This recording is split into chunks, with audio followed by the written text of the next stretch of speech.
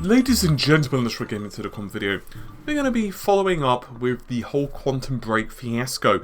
We're going to delve into some comments from Phil Spencer and Aaron Greenberg over at Microsoft regarding their decisions to open up previously Xbox One exclusive titles to the PC, and then we're going to go into my own thoughts and opinions regarding this. Now, this may be a bit of a lengthy video, which is unsurprising to many of you who are probably regular viewers, so I'd suggest maybe putting your feet up and getting into it. So first things first, I think it's good to get some actual official context from the perspective of Microsoft, and we're going to read out some quotes from Phil Spencer. I'm going to choose some of the more appropriate ones, and I'm going to cut out some of the, I guess you could say, waffle.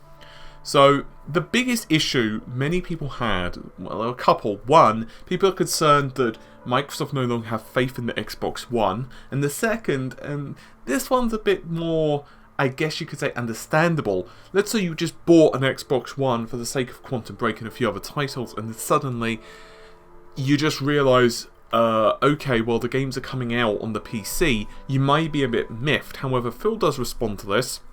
So, Microsoft needs to make this clearer. Larger ecosystems equals to more games on the Xbox One alone, and hope Phil addresses this soon, says one user. This is exactly what we've been saying since GDC. I agree. More players, more games, better ecosystem. And then Frankie on Twitter says there's plenty of people out there who will only play on consoles, but Phil responds, and we will stay focused on making console experiences great. Now another user responds that, well, it's because the console is no longer your focus, and Phil responds, yeah, that's kind of the case, but gamers playing games on the Xbox One and Windows 10 are our focus. And he adds that Microsoft are not saying, well, we're not focused just on Windows, on one system anymore, but we've had more focus on the Xbox One from the company and the CEO than we've ever had. In other words, they're saying that, yeah, okay, we're no longer just focusing on the Xbox One, but we are still ensuring that the system is going to remain as staple. It's going to be, still one of our major breadwinners, and we're not going to give it up anytime soon. Then, and someone else asks, do you expect to see third-party games on the Xbox One, or do you think it's just going to be Microsoft related releases? Phil responds, we'll make sure it's a platform feature. We think it's good for gamers. On principle, Phil, says another user, it wasn't listed and suddenly gets listed a month before its release. And I know Halo, Gears of War, Forza are next. Now it's rather interesting that Phil does not disagree with the fact that Halo, Gears and so on are also coming up. That's quite interesting. However, what he does say is, I've said it over and over, we're focused on creating the best place to play for gamers, not about walls. And then he finally says that high-end PC gaming rigs aren't the price of consoles. People play on consoles because they love the experience, the same for the PC. I'm going to read out a couple of short quotes from Aaron Greenberg before I get into my opinions on this. We weren't sure how and when we could get the Windows 10 version done. These were comments, from Major Nelson podcast, and he said these once again from Aaron Greenberg. They're lined up with the Xbox One version. A lot of people's reaction on Twitter was like, I get it, you want to bring this to more gamers to play, but why didn't you tell us about this before? And we just didn't know we could do this before. We're trying to bring the gamers together. We're trying to break down the walls, if you will. To be able to bring a title like Quantum Break to the Windows 10 ecosystem is a great benefit. We know there's a lot of PC gamers out there who would like to play the game, so that opens up a new audience. Now, there are certainly a lot of ways you can look at this. The first, however, is that Microsoft as a whole are not removing their commitment for the Xbox One. And in fact, it actually goes hand in hand with what they've been saying for some time as their company philosophy. This goes from whether you're referring to press releases, to comments to their investors, hell, even on their own, podcasts and stuff like that.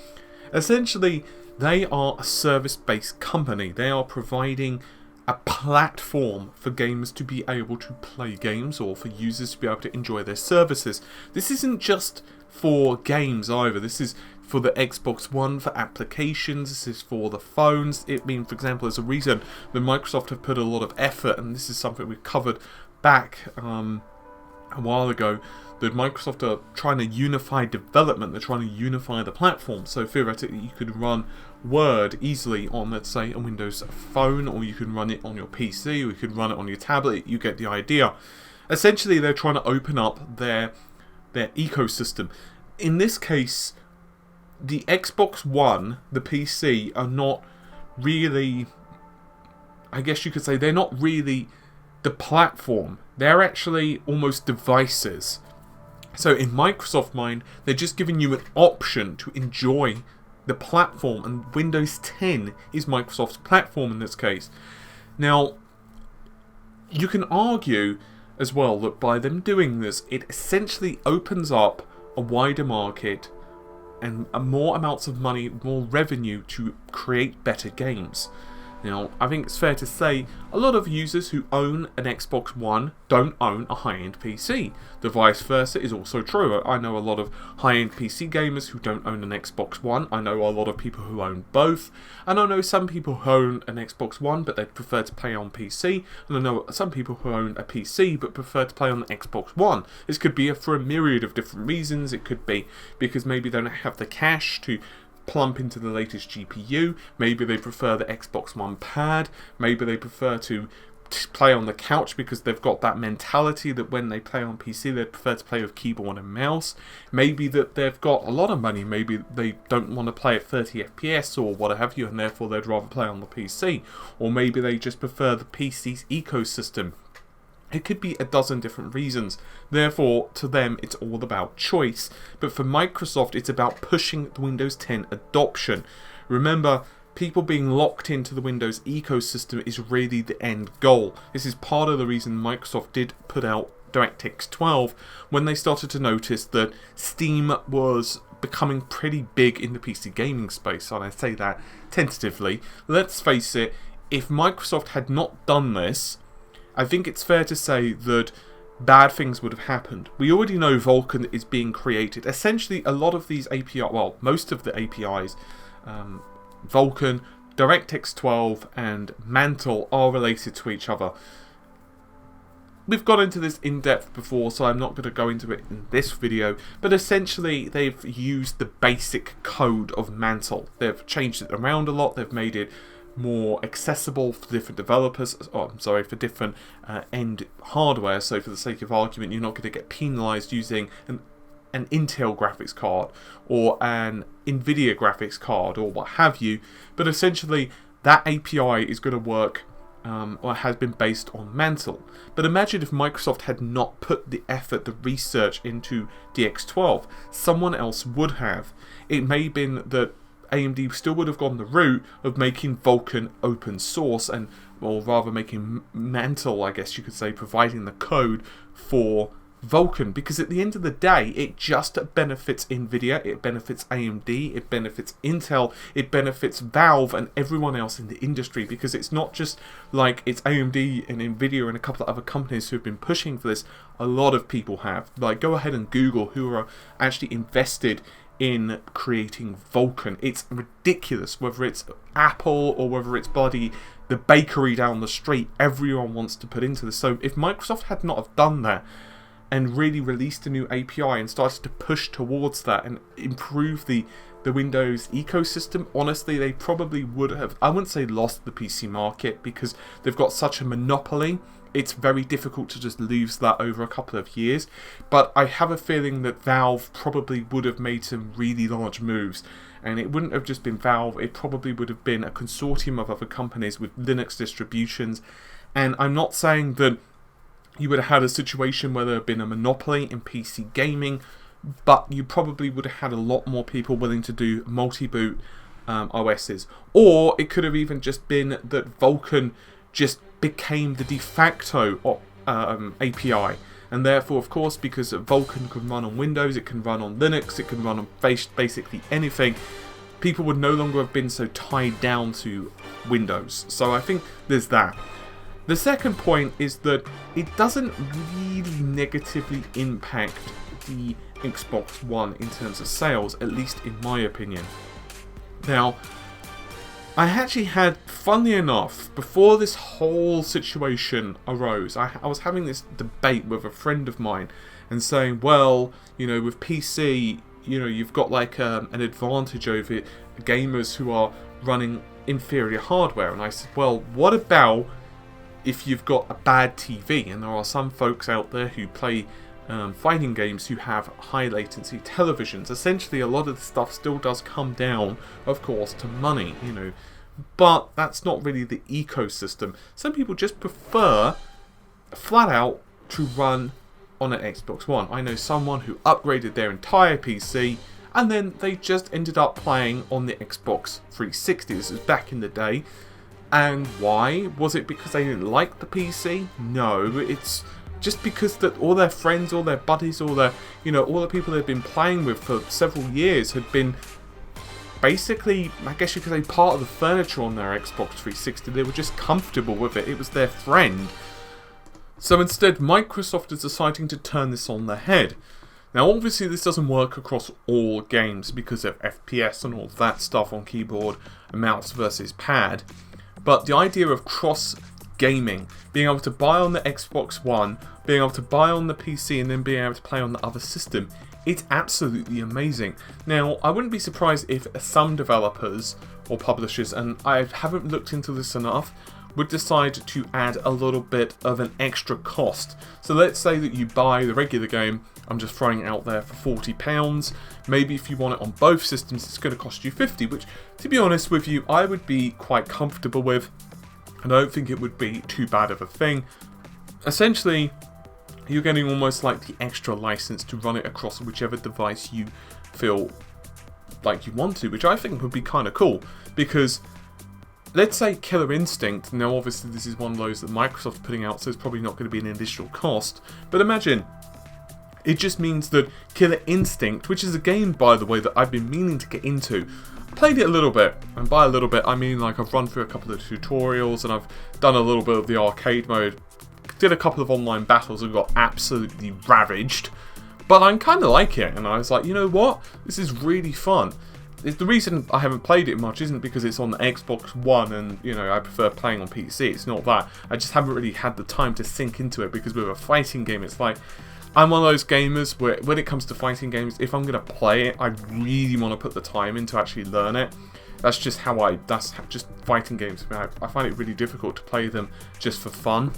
But anywho, imagine the Killer Instinct is done fairly well on the Xbox, but I think it's fair to say that some people just don't, especially in the FGC, probably just don't want to buy an Xbox One, especially for that. So it really benefits Microsoft to say, hey, we can also release it on the PC. It means there's going to be more gamers who are able to play with you online. It means that if you want to play a match, you're going to easily be able to, you know, do so. And this is actually kind of weird, because Sony, of course, have done the same for Street Fighter V with its crossplay. But the idea of being able to stream to the PC from the Xbox and potentially vice versa, it's just a cool little feature. And, you know, I think it's going to be absolutely fantastic, in my opinion. Now, some may say, well, you know what? If Microsoft are releasing these games on Windows 10, it means that Microsoft no longer have the faith on just relying on the Xbox as a platform, which I don't necessarily believe. I mean, let's face it, Ubisoft and Electronic Arts have been pretty boastful regarding what they feel the Xbox One and PS4 are going to be able to ship in terms of units. The rough numbers I'm hearing are around 55 million is what they're reporting, which is undoubtedly commercially successful. Let's face it, you can't say that that is not a damn impressive number of systems shipped. That is a lot, considering how old the systems are. That is bloody impressive. And also Ubisoft, I believe it was Ubisoft, don't quote me on this, but I think they said that the average Xbox One gamer is worth more than the PS4 gamer by about 25 cents per $1. Essentially, this means that, at least for Ubisoft, we don't know what it's like for Microsoft's other partners, for example, Electronic Arts, but essentially, I'm going to read out a quote. For every $1 that the PlayStation 4 owner spends, Ubisoft gamers, the Xbox One gamer spends $1.25 on the same products, which means Ubisoft is seeing an average higher return per player on Microsoft systems, which means that the Xbox One could have a higher software attach rate. In other words, how many games does the average Xbox One owner own compared to the average PlayStation 4 owner?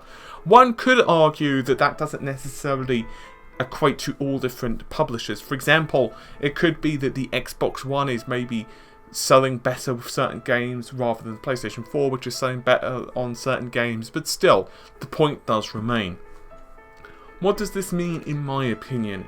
In my opinion, it means that it's kind of irrelevant which platform you decide to game on.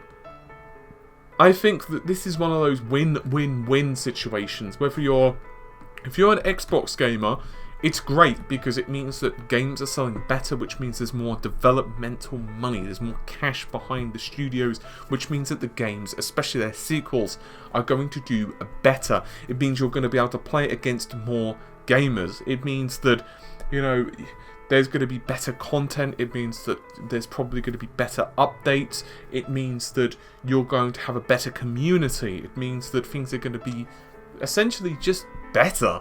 For PC, it means that yes, the Xbox One is going to lose exclusives, and I'm sure some people are going to delight in that for some reason, but really it just means that you're going to be able to play the game, and yes, your version's going to look better if you've got the hardware, of course, to run it, but the main thing is you're going to be able to play it, which is really all the most important thing you can ask for. And for PlayStation 4 owners, it's very much the same thing. There are some PS4 games which are going to come out on PC as well, and it's kind of weird because the PC's in this kind of middle ground where a lot of developers are happy to put out I guess you could say a version on the PC and say it's a console exclusive, which it was. I mean, Tomb Raider console exclusive. Yeah, we can argue about that all day long, but essentially it's been released on the PC, Street Fighter V, and I have a feeling that this is going to be a trend which is going to continue. Does that mean that the PC, you know, owners have it the ultimate? No, because of course there are still going to be exclusive titles on all of the systems, and that's just kind of how it goes. What's going to be really interesting, and this is my personal opinion, isn't necessarily the PC game, the PS4, the Xbox One, and PC Now. It's going to be what happens in, let's say, a year's time when the NX come out. How many games are going to be exclusive on it, and how all of that's going to work. Because let's face it, we probably are going to guess that we're not going to see Mario on the PC. Well, it's possible if you could emulate it, I guess, but typically you're not going to see a Mario game on the PC, and that's just kind of how it goes. So I think that Microsoft as a company are starting to evolve, and this is just kind of one of those things. They're just evolving their platform, and the Xbox One, they're not going to abandon it. And I think, my personal opinion is it's just a good thing for us as gamers. Whether you're an Xbox gamer, whether you're a PC gamer, whether you're a PS4 gamer, it's just good for business. Anyway, hopefully you've enjoyed the video. Let me know your opinions on this one. Try to keep them as civil as possible, guys. Remember, at the end of the day, whether you're an Xbox gamer, a PS4 gamer, a PC gamer, the most important word is gamer. Anyway, hopefully you've enjoyed the video. I'll see you soon. Take care. Bye for now.